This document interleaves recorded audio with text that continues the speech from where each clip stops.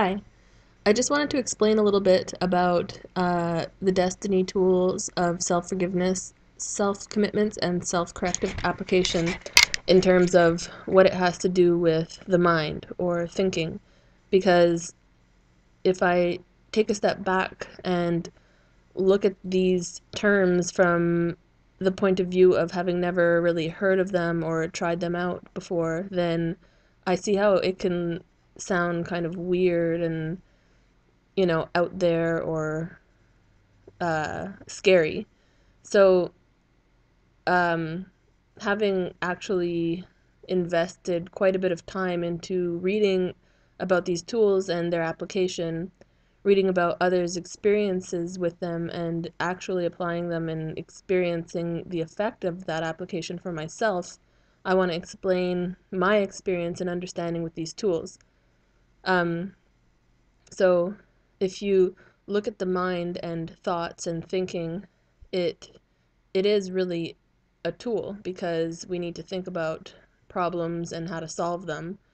But when has the mind on its own really ever done anything beneficial, effective, or um, actually physically change something in this world or each one's individual world? The answer is never. The actual change happens on a physical level. Um, so, yes, it's cool to use the mind to solve problems, but the actual outflow or consequence of that solution, it plays out in the physical. So, how much of our time do we spend uh, using practical common sense to figure out problems, and how much time do we spend up in our minds thinking uh, just thoughts of, you know, fantasies or imaginings or a lot of thoughts that are actually quite destructive and limiting. Um,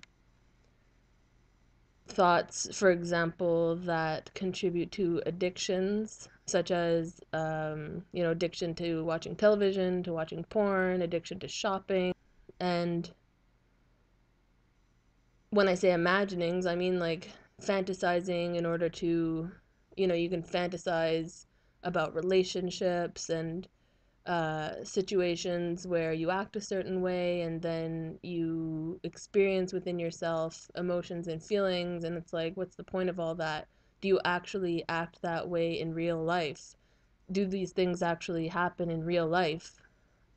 Or are they just occupying your time? Or are they just building this idea of who you are in your mind when in reality you're someone else and you can't actually do the things you imagine you do?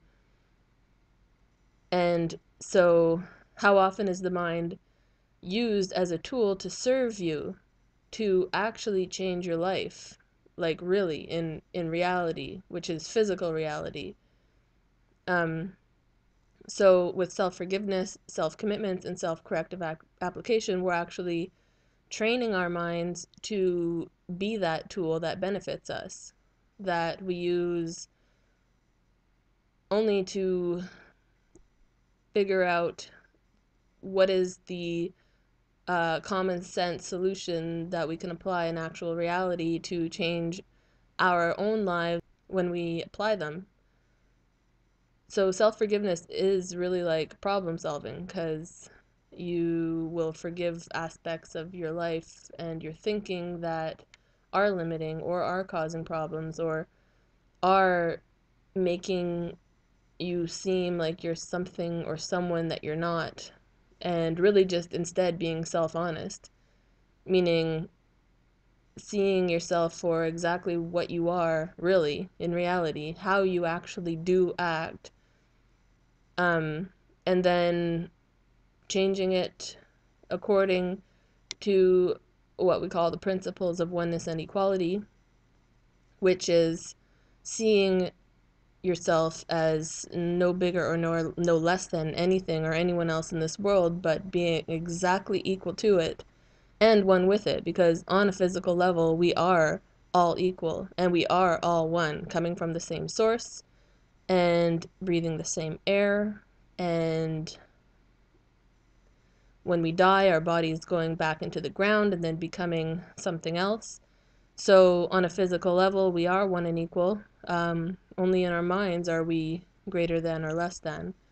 So it's to equalize all that so that we can function as considerate human beings who consider the whole that we are part of, because um, we depend on the whole and we are depended upon by the whole to contribute equally, um, and to pull our own weight and to give as we receive.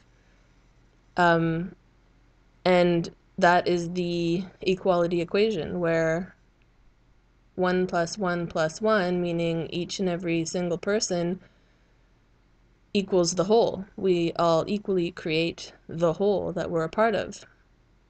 And the only way we separate ourselves from this whole is in our mind. And that's like the saying, no man is an island. It's true, we're all connected. We are not isolated from reality and from one another. Only in our minds do we isolate ourselves. So the destiny tools of self-forgiveness, self-commitments, and self-corrective application is just applying self-honesty and common sense and living as equals. And if all were to do this, then all would contribute equally and consider equally the whole. And the outflow of this would obviously be quite a different reality than the one we see today, which is a reality that is the consequential outflow of our individual minds and millions of individual human decisions based from their minds of inequality, self-interest, greed, power, lust, fear, limitations.